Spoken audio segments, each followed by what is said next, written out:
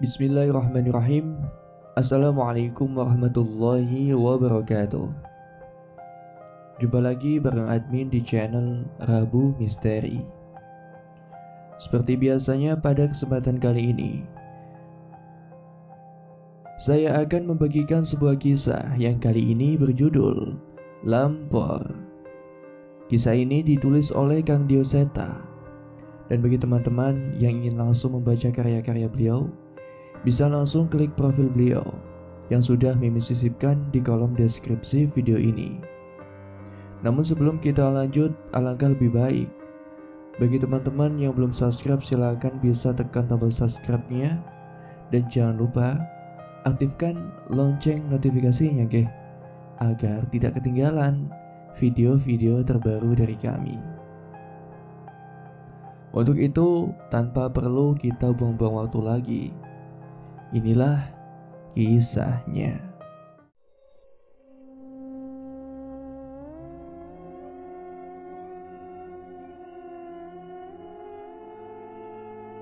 Bu, itu kenapa ada rame-rame di depan rumah Pak Kades? Tanyaku pada ibu saat melewati rumah Pak Kepala Desa sepulang dari pasar. Ibu kurang tahu Narti. Katanya sih ada warga desa yang hilang udah beberapa hari, jawab ibu padaku. Kami berjalan melewati rumah kepala desa tanpa mencari tahu. Padahal aku benar-benar penasaran dengan apa yang terjadi. Sesampainya di rumah, terlihat bapak juga baru sampai dari menjual hasil kebun di kota sebelah. Bapak udah sampai? Capek ya? Mau Narti bikinin minum, Pak? Tawarku pada bapak. Iya, bikinin kopi hitam aja ya.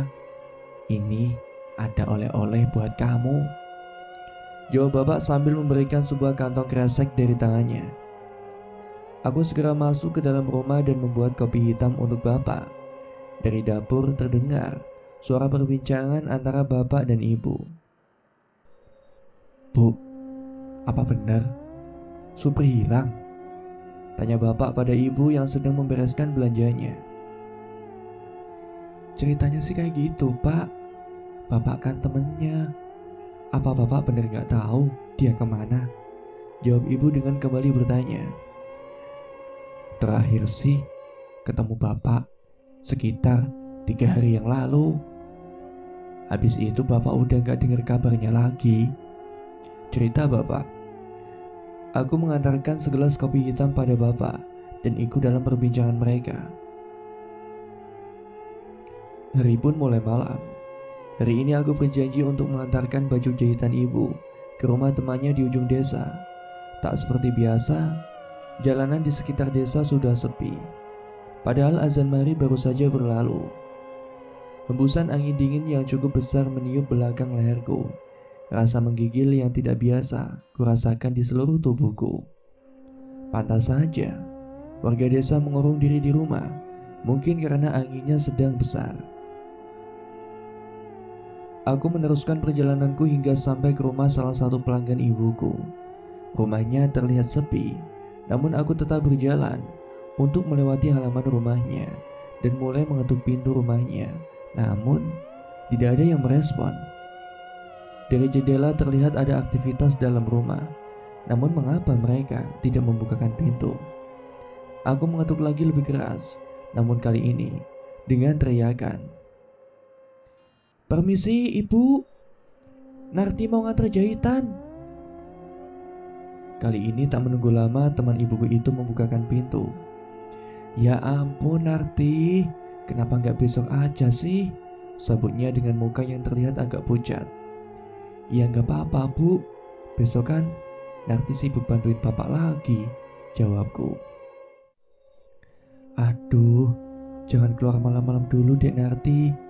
Tadi Pak Kades ngomong, semalam ada warga yang melihat keranda terbang di sekitar desa, ceritanya kepadaku. Mataku mengerut sedikit tidak percaya dengan yang kudengar. Keranda terbang bu? Ih, serem banget. Kok gak ada yang ngasih tahu bu? Ucapku yang mulai sadar penyebab sepinya desa malam ini. Tadi itu di rumah Pak Kades pada cerita, makanya ibu gak berani buka pintu. Mungkin kalau nanti memang terbukti Pak Kades baru ngumumin ke warga. Lanjutnya, ya udah Bu, Narti pamit dulu ya, sebelum tambah malam. Pamitku pada ibu itu. Ya udah, hati-hati ya. Cerita dari teman ibu itu cukup membuatku merinding. Hembusan angin dingin yang kurasakan tadi semakin membuatku tak nyaman. Aku berjalan dengan sedikit lebih cepat untuk menuju rumah. Namun sebelum mencapai persimpangan samar-samar, terlihat bayangan hitam bergerak dari arah jalan itu. Seharusnya bayangan manusia tidak akan sebesar itu. Selangkah demi selangkah aku tetap mendekat ke persimpangan. Karena itu jalan tercepat menuju rumahku. Bayangan itu terlihat bergoyang-goyang, seperti gerakan pohon besar yang tertiup angin. Aku mencoba mengintip dan mencari tahu sumber dari bayangan itu, namun yang kutemukan sungguh mengerikan. Jalanku pulang dihadang oleh sosok makhluk besar dengan rambut panjang yang acak-acakan. Wajahnya yang menyerupai nenek-nenek berumuran ratusan tahun, dengan payudara yang menggelambir. Kakiku lemas, tubuhku terjatuh. Seluruh tubuhku merinding melihat makhluk itu.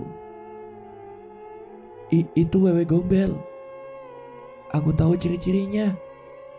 Melihat pergerakan, makhluk itu menoleh dan menyadari keberadaanku. Perlahan setan itu melangkah dan berjalan ke arahku. Air mata dan keringat menetes di seluruh tubuhku. Namun aku harus segera meninggalkan tempat ini. Aku memaksakan kakiku untuk berdiri dan berlari secepat mungkin ke rumah warga terdekat. Tolong! Tolong! Tolong aku! Teriakku sambil mengetuk pintu. Namun tak ada yang membukakan pintu. Ku coba mengetuk pintu sekali lagi dengan sekeras mungkin. Dan hasilnya sama saja. Bayangan makhluk itu semakin dekat. Aku memutuskan untuk berlari, memutar ke arah rumahku. Sepanjang jalan angin berhembus kencang, namun aku berlari dan terus berlari tanpa menoleh ke belakang. Sesampainya di rumah, aku membuka pintu dan tergesa-gesa hingga terduduk di lantai dengan wajah pucatku. Ibu yang melihatku langsung menghampiriku. Ya ampun Narti, kamu kenapa? Tanya ibu sambil melap keringat yang bercucuran di wajahku. Itu Bu, Narti ngeliat wewe gombel. Aku menjawab ibu dengan wajah yang terengah-engah. Ibu membuka pintu dan mengecek kondisi di luar. Gak ada apa-apa Narti, yang benar kamu, tanya ibu dengan tidak percaya. Aku tak menjawab, hanya mencoba mengatur napasku untuk kembali pulih. Ya udah, ibu ambilin minum ya. Habis itu kamu mandi lagi sana, biar gak ada yang nempel, perintah ibu padaku. Aku meminum secangkir teh hangat dan segera mandi sesuai permintaan ibu. Di kamar aku teringat sebuah kantong kresek hitam yang berisi oleh-oleh dari bapak. Aku segera membukanya. Sebuah selendang cantik berwarna hijau dengan serat yang halus. Kekeluarkan dari kantong kresek yang sama sekali tidak cocok untuk menjadi tempatnya. Aku keluar kamar bermaksud berterima kasih pada bapak dan menunjukkannya pada ibu. Bapak, bagus banget selendangnya. Terima kasih ya pak, ucapku pada bapak. Wah, iya bagus. Bapak dapat dari mana? Tanya ibu pada bapak yang sedang menyeruput kopi buatan ibu. Bapak beli sama teman bapak pas ketemu kemarin di luar kota, jawab bapak. Aku mencoba selendang itu, namun entah mengapa ada rasa yang tidak dapat kujelaskan saat mengenakan selendang ini. Hari semakin malam setelah kejadian tadi, aku cukup lelah dan mencoba untuk tidur lebih cepat. Dan tanpa sadar selendang pemberian bapak masih tergenggam di tanganku. Ular! Tidak hanya satu, tapi sekumpulan ular terlihat mendekatiku. Entah mereka datang dari mana. Satu persatu ular-ular itu menghampiriku dan melilit tubuhku. Aku mencoba teriak namun sepertinya tidak ada yang mendengar. namun seekor ular mulai menegakkan tubuhnya dan bersiap menyerangku. "Narti, bangun Narti!" Suara ibu terdengar dan membangunkanku dari mimpi buruk tadi. Aku tak berbicara sama sekali dan hanya memeluk ibu. "Narti mimpi buruk, mau ibu temenin?" ucap ibu padaku. Aku hanya menggelengkan kepala menjawab pertanyaan ibu. "Ya udah, ambil minum dulu sana, biar gak mimpi buruk lagi," perintah ibu padaku. Ibu melepas pelukannya dan membiarkanku berjalan ke dapur, namun perlahan mendengar suara ketukan di pintu rumah. Karena suaranya pelan, aku tidak menghiraukan dan tetap berjalan ke arah dapur. Lagi pula ini tengah malam, siapa juga yang ingin bertamu di jam-jam segini, pikirku. Sekali lagi terdengar suara ketukan, namun kali ini terdengar lebih keras, seperti seseorang yang sedang marah. Bapak dan ibu yang merasakan kaget terbangun dan berjalan keluar untuk membukakan pintu. Keanehan ini membuatku teringat akan cerita teman ibu mengenai keranda terbang. "Bapak, ibu, jangan dibuka!" teriakku sambil berlari menghampiri mereka. Namun terlambat, bapak sudah membukakan pintu itu. Hembusan angin dingin memasuki ruangan. Aku menghampiri mereka dan mencoba melihat keluar. Namun tidak ada apapun di sana. Bapak bersiap menutup pintu dan kembali ke kamar. Namun mendadak, lampu rumah berkedip-kedip, tak beraturan. Sesosok makhluk besar terlihat berdiri di belakang kami. Setan wanita berwajah tua dengan borok hampir seluruh kulitnya dan payudaranya yang menggelambir, persis dengan yang kutemui, yang saat ini terlihat di hadapan kami. Wajah bapak dan ibu pucat. Makhluk itu mendekat menghampiri kami. Aku melemparkan semua benda yang bisa kurai ke makhluk itu. Namun setan itu tidak bergeming. Tak lama setelahnya setan itu menghampiriku. Saat ini di hadapan wajahku hanya terdapat wajah mengerikan tanpa bola mata di matanya. Bapak mencoba menolongku dengan menarikku menjauh. Namun setan itu berganti menerjang bapak dan menyeret tubuh bapak. Angin berhembus kencang membukakan lebar pintu rumah. Kali ini terlihat sebuah keranda mayat melayang di depan rumah bersama seorang makhluk berkerudung hitam. Wewe gombel itu menarik bapak dan berusaha memasukkannya ke dalam keranda itu. Bapak mencoba melawan dan kami mencoba menariknya, namun semua percuma. Setelah berhasil membawa bapak, makhluk itu mencoba meninggalkan rumah kami, mencoba melawan rasa takut. Aku keluar dan mencoba mengejar mereka. Namun yang kulihat saat ini di luar jauh lebih mengerikan. Lusinan pocong dengan wajah tidak berbentuk berkumpul di sekitar rumahku. Hampir di seluruh kain kafan pocong itu terlihat ular-ular, seperti yang muncul di mimpiku tadi. Aku menahan langkahku, menghampiri ibu dan menutup pintu menghindari serangan pocong-pocong itu. Entah apa yang akan terjadi pada bapak. Di pagi harinya aku menceritakan kejadian semalam pada Pak Kades dan beberapa orang warga. Warga sudah cukup resah dengan kejadian sebelumnya. Akhirnya kami sepakat untuk memanggil orang pintar untuk menemukan orang-orang yang hilang. Sore ini Pak Kades datang ke rumahku dengan seorang kakek parubaya dengan membawa sesajen dan kemenyan. Kakek itu mengelilingi rumah mencoba memeriksa dan menerawang kejadian semalam. "Selendang hijau itu, dari mana kalian mendapatkan benda itu?" tanya orang pintar itu. Ini bapak yang beli dari temannya," jawabku. Orang itu memperhatikan selendang itu dan membawanya. "Ada sesuatu yang tidak wajar dari selendang ini. Malam ini, kumpulkan semua pemuda desa di tempat ini. Kita hadapi langsung makhluk-makhluk itu," perintah kakek itu. Warga mengikuti perintah kakek tua itu. Ibu menyediakan tikar dan makanan ringan untuk warga yang menjaga. Menjelang tengah malam, tak ada tanda-tanda makhluk itu akan muncul. "Maaf pak, kalau banyak orang, bukannya mereka gak akan datang?" tanya seorang pemuda desa. "Kita itu bukan menunggu mereka. Saya yang akan memanggil mereka," jawabnya. Semenjak tadi kakak itu sudah bersemedi dengan sesajen dan kemenyan di hadapannya. Kali ini ia membacakan sesuatu mantra yang membuat kami merinding mendengarnya. "Mereka sudah di sini," ucap kakak itu sambil berdiri. Warga yang di dekatnya melihat sekeliling dan tidak menemukan apapun. Namun kakek tua itu melibaskan obor di halaman rumah dan mulai terlihat lusinan pocong dengan wajah tak berbentuk telah mengelilingi rumah. Para pemuda yang sebelumnya tenang kali ini terlihat gentar. Dari balik kumpulan pocong itu muncul sebuah keranda yang melayang dengan diiringi oleh makhluk berkerudung hitam serta wewe gombel. Kali ini suara berisik terdengar dari makhluk-makhluk itu.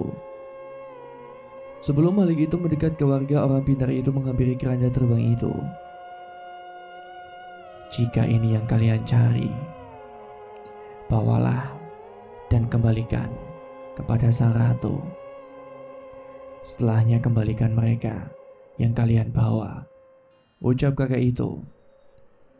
Kali ini makhluk berkerudung hitam yang mendekat. Makhluk itu mengambil selendang pemberian Bapak. Melihatnya kami sedikit tenang, berharap setelah ini orang-orang yang hilang bisa kembali. Namun ternyata kami salah. Setelah menerima selendang itu, setan berkerudung hitam itu menyerang kakek tua itu dengan sebuah gigitan yang melukai wajah si kakek. Sebuah mantra dibacakan. Setan itu terbakar dengan api merah, namun tetap tak bergeming. Merasa mendapat perlawanan, tangan besar setan itu menarik tangan kakek itu hingga terputus dan memaksa memasukkannya ke dalam keranda. Warga yang panik tidak dapat membantu dengan adanya puluhan pocong di hadapannya. Sebaliknya kami semua berhamburan masuk ke rumah meninggalkan dukun itu dan menutup pintu secepatnya. Suara ramai terdengar menjauh seolah rombongan setan itu sudah pergi. Warga yang putus asa hanya bisa menunggu sampai pagi dan membubarkan diri. Setelah kejadian semalam, desa semakin mencekam. Setelah azan maghrib, tidak ada warga yang berani keluar rumah. Setiap malam, warga menutup pintu rumah dan tidak akan membuka bila ada ketukan di tengah malam. Pernah sekali ada warga yang membuka pintu karena merasa ada tamu yang butuh bantuan. Namun naasnya, orang itu berakhir tragis. Ia meninggal dengan penyakit yang tidak diketahui penyebabnya. Suatu ketika, seorang ustadz kenalan seorang warga sedang mampir ke desa. Ustadz muda itu merasakan ada hal aneh di desa ini.